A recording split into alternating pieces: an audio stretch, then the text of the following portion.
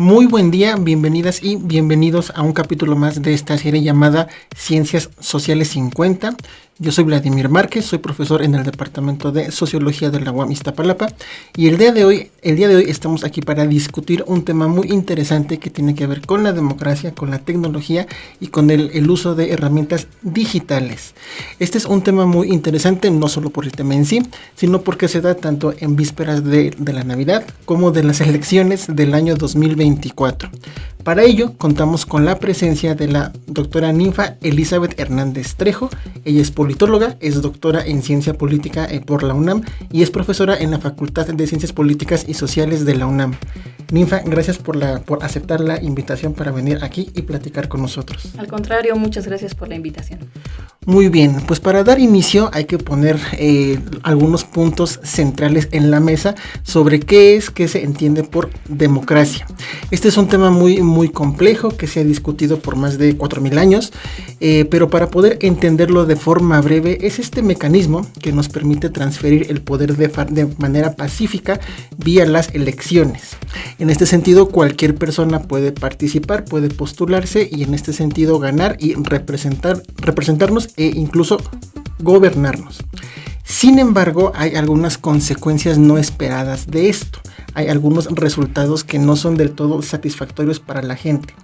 En este sentido, Ninfa, ¿cuáles pueden ser algunas de las razones o las causas de estos resultados no esperados de la democracia en la actualidad?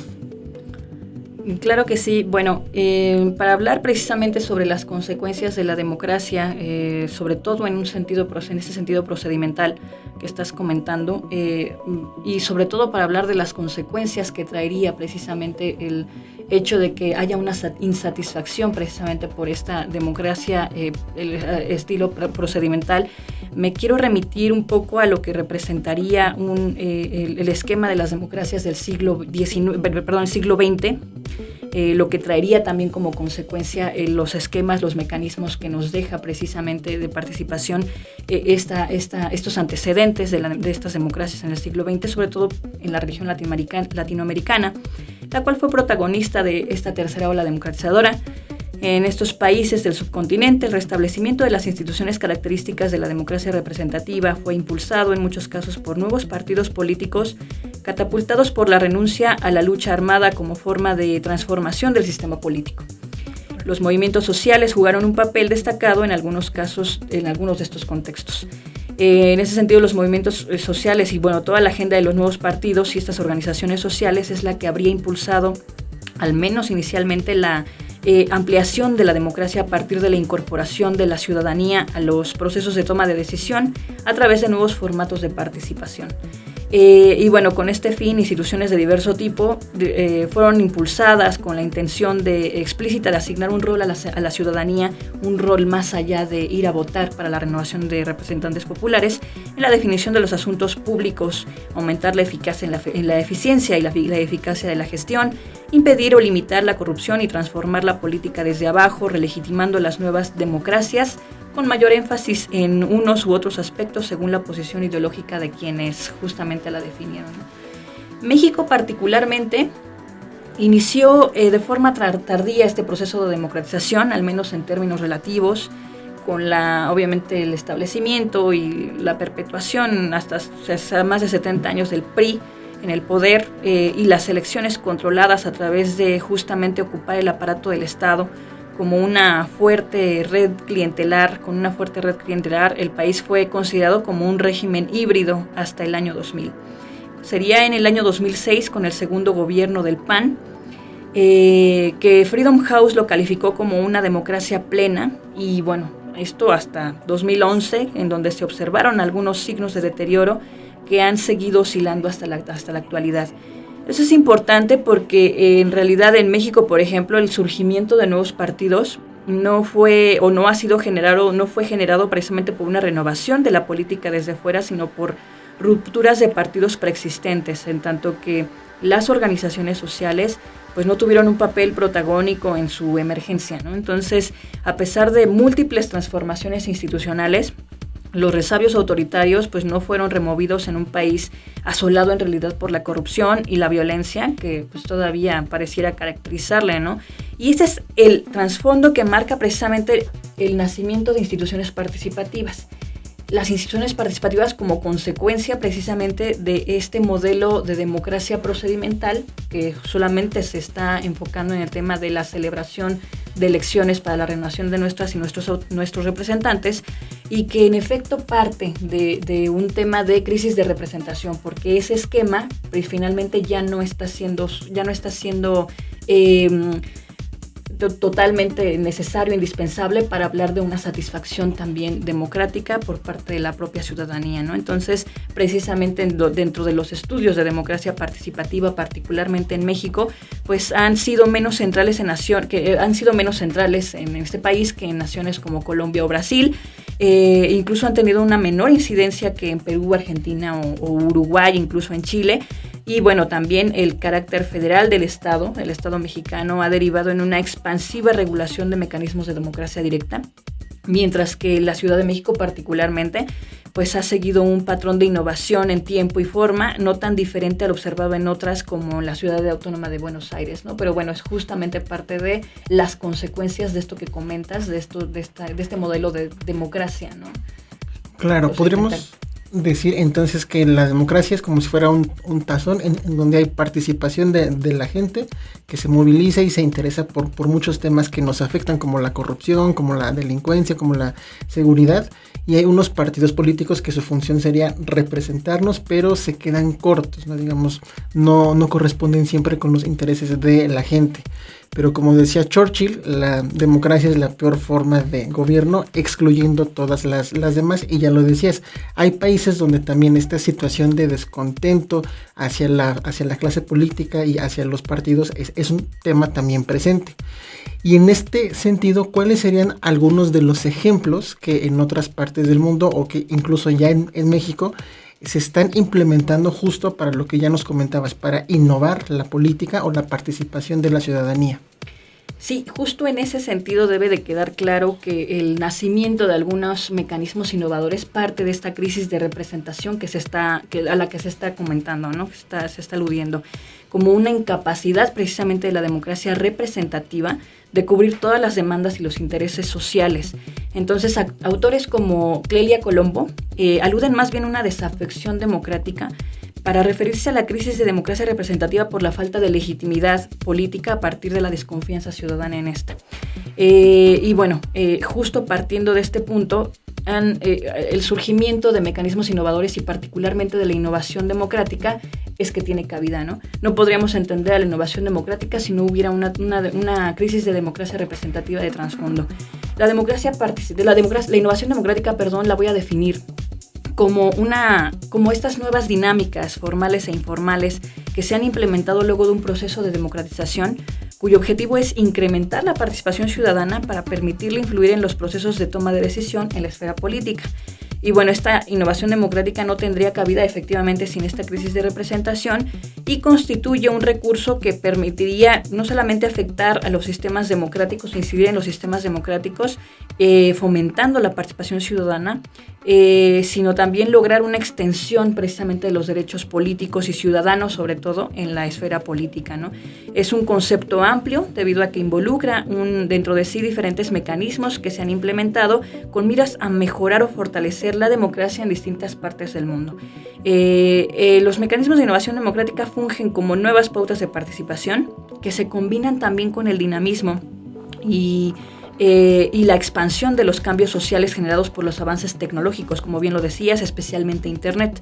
Los mecanismos de innovación democrática poseen características propias que los distinguen de otros, entre ellos la renovación del papel de la democracia, en donde los partidos políticos o los gobiernos ya no son los únicos que promueven precisamente la participación, sino que la sociedad civil y las organizaciones sociales cumplen un papel preponderante en esta tarea, lo que implica nuevas formas de hacer política y justamente tener este papel cubierto, ¿no? Por parte también de la ciudadanía. También hay un giro deliberativo que imprimen precisamente dichos mecanismos a la participación ciudadana a través de la reducción de la brecha existente entre el gobierno y la sociedad desde canales de comunicación entre ambos. Y bueno, además otra característica es que justamente es en el nivel local que se pinta el escenario principal del desenvolvimiento de tales mecanismos. Y en este sentido, si estos mecanismos de innovación buscan acercar más, por esta parte que nos dices que es también desde una perspectiva más local, si buscan acercar los temas políticos a la ciudadanía y justo aumentan la participación y la deliberación, que sería aumentar la discusión para encontrar soluciones a algún problema, ¿hay alguna desventaja o justo algún resultado también no previsto o riesgo de estos mecanismos de innovación? Sí, y antes de hablar del justo de las desventajas, porque hacia allá iba, me parece importante mencionar cuáles serían estos ejemplos de innovación democrática, porque hay que entender que son innovadores precisamente porque surgen de un punto específico, las crisis de representación que no son de ahorita, que ya tienen años, pero que finalmente son una ventana de oportunidad impulsada ya sea desde arriba en algunos escenarios, y esa es una de las desventajas a veces, o desde abajo, ¿no? Que es lo que les platicaba hace rato respecto de la importancia de los movimientos sociales. Entonces, ejemplos de innovación democrática encontramos muchísimos y tan variados como podemos imaginarnos, que obviamente hablar aquí de todos y todas todos los ejemplos sería imposible. El principal ejemplo de innovación democrática es el presupuesto participativo que tenemos, por ejemplo, instaurado en la Ciudad de México. Otro ejemplo serían las conferencias nacionales de políticas públicas que se generan en Brasil con el propósito de que la ciudadanía se reúna y que en conjunto decida qué políticas públicas son las convenientes para la región donde se ubican. El senador virtual de Chile, que obviamente también estos ejemplos que estoy mencionando hacen una interacción y un clic con el tema tecnológico, ¿ok? O sea, sí hay una interacción importante entre la innovación democrática y el uso de la tecnología, igual por el contexto desde donde nacen, desde donde parten. ¿Cuáles son las desventajas? Y acá eso es importante, sobre todo pensando en el escenario mexicano, que muchos de estos mecanismos están sujetos a la voluntad política. Es decir, dependen muchísimo de qué tanta voluntad tengan a lo mejor las y los representantes de abrir estos canales de participación a la ciudadanía. Y no solamente que los abran o los impulsen. Por ejemplo, que el presupuesto participativo de la Ciudad de México está contemplado en la Ley de Participación Ciudadana de la Ciudad de México. Ya está regulado. Pero hay mecanismos que estos mecanismos no necesariamente están formalizados en el marco legal. Entonces, depender de la voluntad política implica eso, ¿no? Que puedan ser impulsados desde arriba o que sean impulsados desde arriba a voluntad precisamente de quienes quieran ceder algunos espacios de participación ciudadana. Y no solamente eso, de que haya una apertura, sino también de qué tanto permitan que sus diseños institucionales de los mecanismos sean abiertos. Es decir, que la ciudadanía que va a participar realmente lo haga incidiendo de manera fidedigna en el proceso de toma de decisiones. Esa es una de las desventajas. Otra de las desventajas que siempre que hablo sobre estos temas de participación ciudadana caen así como un balde de agua fría, es el tema de que no toda la gente quiere ni puede participar, ¿no? Y ahí cómo obligas. En ese sentido, sus resultados también no siempre son vinculantes. Y ahí, por ejemplo, la gente que está motivada a participar y ve que el resultado no va a contar, se desmotiva también para participar. Entonces, a veces pareciera que son o resultan ser mecanismos costosos y que a veces ni siquiera tienen algún efecto o beneficio para la ciudadanía que está participando. Ese es uno de los temas también de desventaja. Y bueno, eso también es cierto. Algunos de ellos pueden ser legitimadores de ciertas decisiones que vienen desde arriba. Y que esto también se acompaña o que tiene mucho que ver con, o que tiene esto en similar con algunos mecanismos de democracia directa. Por ejemplo, los plebiscitos, referéndums, consultas populares o ciudadanas, iniciativas ciudadanas, revocaciones del mandato.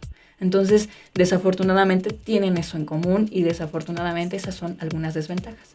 Claro, hay un punto muy importante que hay una tensión, como ya lo has dicho, ¿no? Entre la voluntad de las élites que lo impulsan y de la participación de la ciudadanía, porque también diríamos es un derecho que no toda la gente participe permanentemente en todos los actos que involucran justamente participación ciudadana.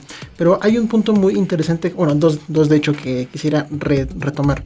Uno es que nos comentabas que estos mecanismos aumentan la participación y la deliberación, el debate y el intercambio de ideas. Y al ser más horizontales, con el uso de la tecnología permite que cualquier persona, cualquier ciudadano o ciudadana participe en esto. Pero hemos visto en los últimos años que hay un riesgo en esto, en esta horizontalidad total y en esta apertura que los medios tecnológicos nos permiten, internet, redes sociales, que es el de las fake news o el de las noticias falsas, ¿no? Y que ha tenido un impacto muy importante en la vida política y se vincula con el triunfo de ciertos personajes justo en la región. ¿Qué nos podrías decir de esto, de esta consecuencia de hay un aumento en la deliberación, en el uso de la tecnología, pero también esto puede tener un riesgo que es, bueno, ¿quién verifica esta información que circula y que es más horizontal? Claro, por supuesto, una de las principales consecuencias negativas de ello es esto, la información falsa, la cantidad de información inclusive que uno encuentra en redes sociales o inclusive en los portales de internet, que no necesariamente es una información atinada, que genera una abrumación incluso a la ciudadanía. Ojo, porque el uso de internet en estos mecanismos busca que más personas participen, más gente participe, y sin embargo, en ese sentido, en ese tenor, el gran inconveniente, la gran desventaja de usar obviamente la tecnología es, uno, la brecha digital, obviamente que no toda la gente tiene posibilidad de acceder a ciertos recursos tecnológicos, y por otro lado, la estratificación digital, que se refiere a, a lo mejor la mayoría tenemos un teléfono celular o tenemos una tableta, pero sobre todo el teléfono celular, pero hay que ver cómo lo estamos utilizando. Y eso, por supuesto, está derivado o deriva también o está acompañado más bien de lo que estamos comentando de estas consecuencias negativas. La propia estratificación, la forma en la que estamos utilizando la tecnología, si es que la tenemos, si es que tenemos alcance a ella, pues implica o involucra el tema de cómo la utilizamos y si eso realmente está siendo benéfico para las propias democracias, si nos estamos informando, porque ese es uno de los principales canales, una de las principales ventajas de la tecnología, la comunicación inmediata, la información, por supuesto, pero pues el asunto es qué tipo de información nos está llegando, estamos recibiendo y cómo la estamos materializando en el proceso de toma de decisiones. Entonces, pues obviamente, si bien se abren espacios de deliberación y para la toma de decisiones, para fortalecer también los niveles de participación de algunos sectores de la ciudadanía, por ejemplo los sectores juveniles, pues justamente el tema de lograr llegar a una mayor audiencia o sea, con el propósito de justamente tener una amplia convocatoria, pues también deriva precisamente de que la información encontrada en las redes sociales puede ser falsa, que puede haber un sedentarismo, es decir, que la gente no necesariamente ya acuda directamente al espectro público, sino que se quede con la realidad virtual. Eso es una de las desventajas también. El anonimato, los propios bots, es decir, que la forma en la que se va reproduciendo también esta información y que se puedan hacer cadenas también de bloques de información falsa que desafortunadamente deriven precisamente en una más bien desinformación que no sea benéfica para la propia democracia, ¿no? Además de los propios peligros de la propia seguridad de la ciudadanía que se enfrenta precisamente a los avances tecnológicos o al uso de las redes exponiendo, por supuesto, sus perfiles públicos. Claro, y que este es un tema que no se puede eludir. El avance de la tecnología es cada vez más importante. Cada vez tenemos más acceso a más información y a más medios en la palma de nuestras manos, que es con nuestro celular. Y una de las consecuencias y de las cuestiones inevitables es justo el desarrollo de la inteligencia artificial. Entonces, quizá para ir también como dando un cierre, Ninfa, ¿cuáles crees que puedan ser algunas recomendaciones ya con base en lo que hemos platicado sobre la necesidad de la participación? Finalmente, las elecciones y la democracia es algo necesario, es algo que nos ha funcionado, que tiene sus, digamos, áreas de oportunidad, pero ¿qué recomendaciones con base en lo que ya hemos dicho nos podrías dar tanto a los profesores, profesoras, estudiantes, al público en general? ¿Qué podríamos esperar sobre el avance de la tecnología, sobre el uso de estos mecanismos de innovación? Mira, una de las principales recomendaciones respecto a esta temática es el acercamiento y conocimiento, por supuesto, a la misma, ¿no? Además de ser una temática interesante y oportuna, es coyuntural, que es lo que estamos platicando, e indispensable de discutir, porque, por supuesto, no se entendería un tema de innovación democrática si no entiendes que siempre va acompañada o va a la par de un modelo de democracia procedimental en donde el tema de las elecciones se vuelve un asunto fundamental. Asimismo, pues tener una posición crítica y objetiva sobre la temática respecto de la tecnología, porque su uso, por supuesto, en la política puede generar opiniones muy variadas, que muchas de las veces, y precisamente por el tipo de información a la que tenemos a la mano, pues que no siempre necesariamente es la más certera. En ese sentido, la opinión crítica que deberíamos de tener es, la tecnología va a seguir avanzando, vamos a seguir utilizándola, no es raro ni inoportuno que la utilicemos en procesos políticos, en procesos democráticos, en las elecciones, como por ejemplo el tema del voto electrónico, sino que respecto de la implementación, por ejemplo, de voto electrónico, sí o sí usemos una posición de crítica respecto de las ventajas que puede generar o desventajas también que puede tener. La tecnología no va a venir a resolver cuestiones que ya de por sí problemas que de por sí ya venimos arrastrando. Ese es un hecho. Y respecto ya, aterrizando al tema de la inteligencia artificial, pues valdría la pena, y sobre todo pensando ya en escenarios estrictamente académicos, pues que sí o sí asumamos el tema de que esta es una cuestión que llega para quedarse y que sí o sí nos invita a tomar decisiones respecto de la forma en la que interactuamos en las aulas para generar canales de aprendizaje diferentes a partir de la realidad que tenemos, por ejemplo, el chat GTP, ¿no? Claro. Entonces, esa es otra de las cuestiones, ¿no? Que la cuestión de la tecnología no nada más es utilizada en cuestiones políticas, sino también en cuestiones de la cotidianidad, inclusive, pues, el tema educativo, ¿no? Entonces, es otro el tema, ¿no? Que, pues, nos implica tener una apertura, ahora sí que sobre el tema de el uso propio de la tecnología. Claro, ahora sí que podemos decir que la tecnología llegó para quedarse, así como esperemos que la democracia. Y bueno, han sido muchos temas y te pediría o te haría una pregunta un poco complicada quizá, pero ¿cuáles serían las 3 palabras o los 3 conceptos entonces con los que podríamos sintetizar esta relación entre democracia, participación, tecnología? Yo pondría en primer lugar el concepto de innovación democrática por esta vinculación que ya les comenté que ha existido muy estrecha entre la aparición del concepto o del fenómeno con respecto del uso de la tecnología. Obviamente el tema de la participación política versus participación ciudadana, que es lo que también un poco se trató en el tema, aquí en la mesa. Y finalmente el uso político de la tecnología o la tecnología en general, ¿no? Creo que esos serían los grandes ejes que se manejaron en esta charla. Claro, pues bueno, ya estamos terminando, Ninfa. ¿Algún mensaje que nos quisieras transmitir a la audiencia que nos está escuchando? Claro que sí. Que nos quieras dejar. Pues muy breve, el uso de la tecnología en un acompañamiento para la innovación democrática puede permitir el fortalecimiento de las democracias, siempre y cuando se garantice un adecuado diseño institucional de los mecanismos que sean abiertos para la participación ciudadana, con efectos importantes para que la ciudadanía sienta y sepa que su participación está generando una trascendencia.